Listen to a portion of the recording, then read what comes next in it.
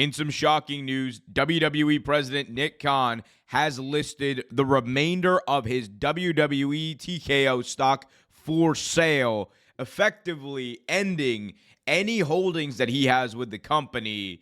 We're going to be talking about what this means for the future of not only WWE, but for Nick Khan himself. And also, this comes at a time where Vince McMahon has also listed all of his shares to be sold and bringing an end to any involvement whatsoever, even just on paper, to Vince McMahon and WWE.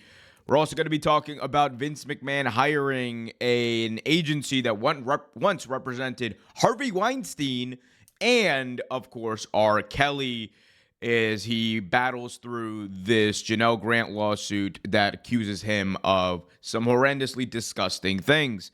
All that much more coming up in this video. Before I get into any of that, though, be sure to smash that like button, subscribe, and hit that notification bell so you get notified whenever a new video is released. All right, first, let's talk about these shares. So it was reported a few weeks ago at this point that Vince McMahon was slated to sell the remainder of his WWE TKO stock, and that would effectively end, again, on paper, any relationship that he would have with WWE. He has not been on the board of TKO ever since January. He has not been someone who has authority in the company since a few months ago. Even before January, Vince McMahon was kind of ousted from any position of real decision-making and rendered effectively a figurehead for the company. And many people claimed it was more of a mascot than a figurehead. However, all that being said, we knew that McMahon was slowly but surely selling off the remainder of his WWE stock. There was a report that came out that, he's kind of fighting through this lawsuit. That's his main thing. And he also wants to go to the Dominican and get himself some puppies. That's like literally what he did, apparently, allegedly, according to an NBC report that we covered on the channel. But anyway, so Vince McMahon is obviously cashing out on his stock. Well, he is not the only one. As I said before, Nick Khan, in a very shocking move, look like he's going to be selling his stock. So here's the report from Sportico. Also listed as a seller is WWE President Nick Khan, who filed to sell what appeared to be all his holdings of 234,424 shares, an amount that includes restricted stock units, which the executive has amassed. Khan listed the same 234,424 shares for sale in the same September prospectus, and to date has not sold any WWE stock. He also remains in his position at the company. In both cases, the filing makes the shares eligible for sale, but it doesn't mean they will be sold.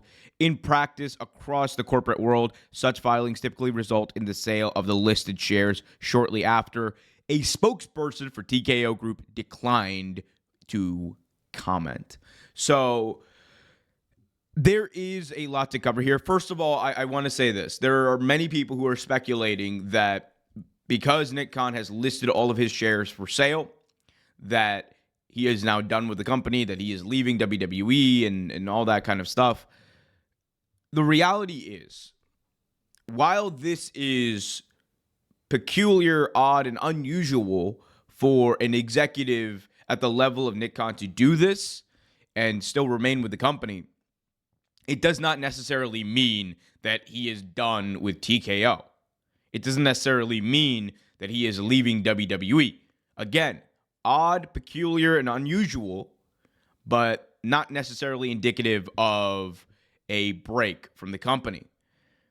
That being said, this comes at a time where we obviously have this Janel Grant lawsuit where Nick Khan is confirmed to be one of the executives that was not accused of anything directly, but at least accused of knowing about the relationship between Vince McMahon and Janel Grant, and being noted as in the lawsuit, as one of Vince McMahon's, quote, fixers. This comes at a time also where WWE, just had their biggest WrestleMania ever from strictly a number standpoint.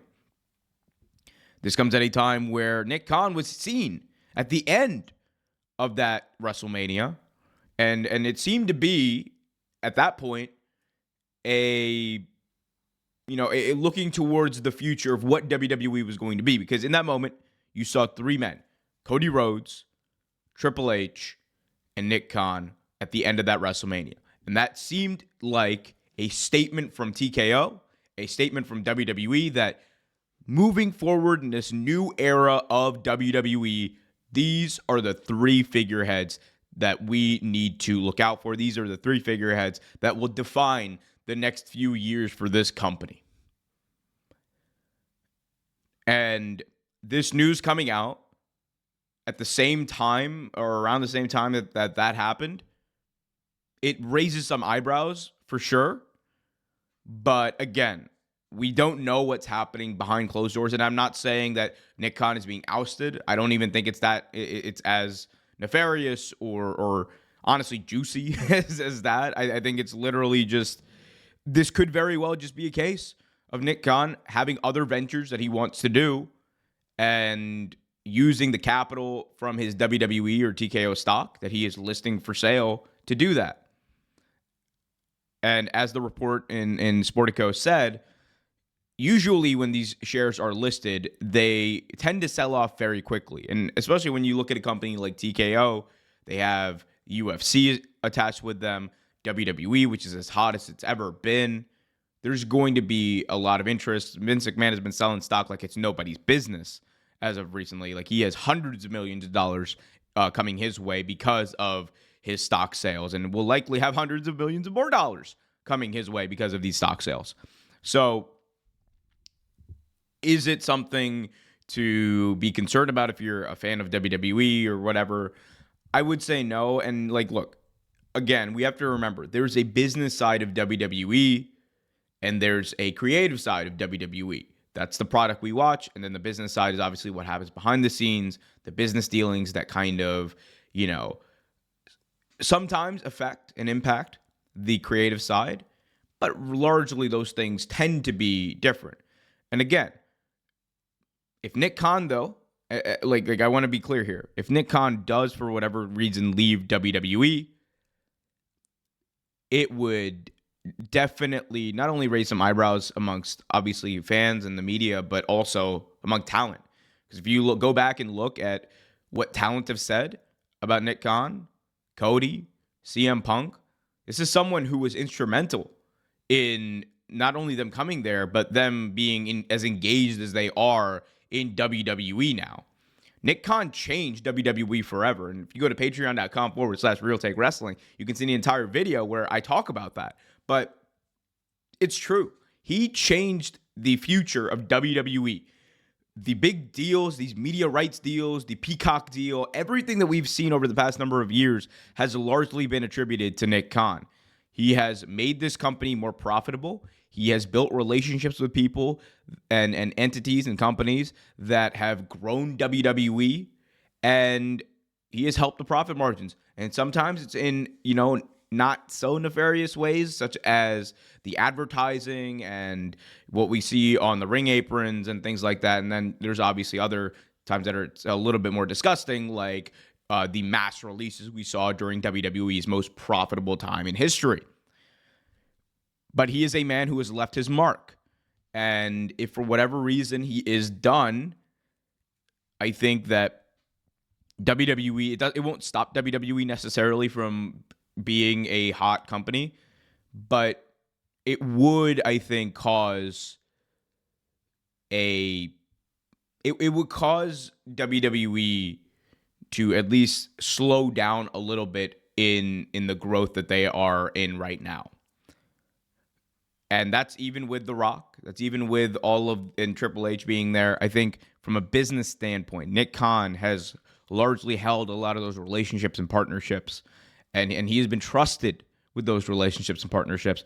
And him not being there doesn't eliminate them outright. However, it does take it a step back, because then you're going to be like, you're going to have the partners and the other companies looking at a product like WWE, which is successful, but also being like, you know, a little bit less trusting than they would be if Nick Khan was in the room, if we're being honest. And that's just any like business dealing, relationship type experience there. And we get to the final part here, and that being the talk of Nick Khan and the potential involvement in the lawsuit.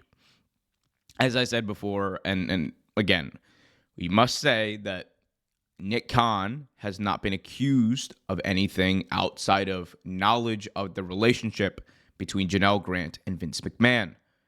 There is no reason at this point to believe that Nick Khan is selling his shares and leaving WWE. There is no reason at this point to think that Nick Khan is leaving because of the fallout from this lawsuit. Could it be possible? Sure. Is it, again, it's peculiar for someone in his position to list all of their shares like this, but there again, until we hear from WWE, until we hear from TKO, we won't know, and they have obviously refused to comment on this. But to the people who say that this is because of a involvement in the in the lawsuit that Vince McMahon is facing, it does not. It would be shocking to me if that were the case, just based off of if you go and read the lawsuit.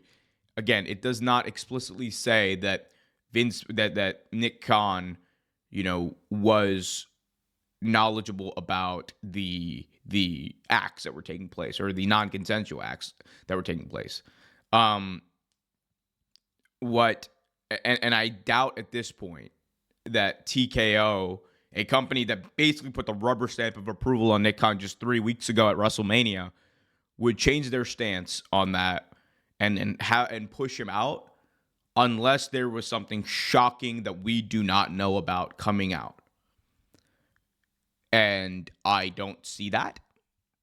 Honestly, I don't see that happening. I don't see that in the cards. I don't think that, obviously we don't know, but it would have to be something that we do not know about, that the public does not know about at this point, and it would have to be big enough for them to actually take action, or at least push him out. Which again, it just does not align with what we're seeing in this developing situation, in my view. Again, all that could change. We will see. The final note here I do want to just talk about is this week, Tony Khan made a statement on the NFL Network in an interview where he basically said that AEW is the Pepsi of pro wrestling, WWE is the Harvey Weinstein of pro wrestling, which caught the attention of many wrestling fans who chastised him and criticized those words. And look, I am not here to defend Tony Khan or say that he was right to say that, but it doesn't come without reason when you think about the other news that came out this week.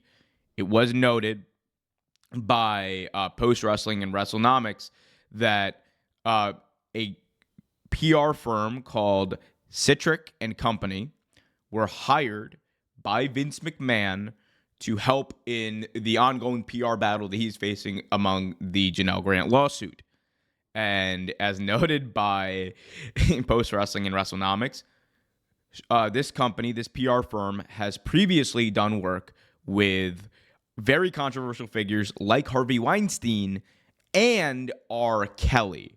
Now, it's worth noting that this group had, cut ties with Harvey Weinstein months after establishing a relationship, and R. Kelly had basically cut ties with them and moved on to another agency. However, it just adds to the optic situation of this whole thing that it's just not good, especially when you consider the news of Weinstein's disgusting release from prison this week. But we have seen this time and time again with any powerful person, any person who has the wealth to do so. They will hire a PR firm to help them manage what people call crisis. In this case, I would call it justice, accountability. But it is going to be interesting to see how this unfolds, because I think one of the strategies here is likely going to be to try to, in some way, rehab Vince's image. And as we've seen, that can happen in varying degrees. Sometimes it is through methods of, using influencers and people in the wrestling media potentially. Other times it could be as small as just putting out statements. It depends on how hard they are willing to go. This group has also been represented other like high profile figures like Don King and even Stone Cold Steve Austin in the past. So I think there's going to be a lot on the table here, but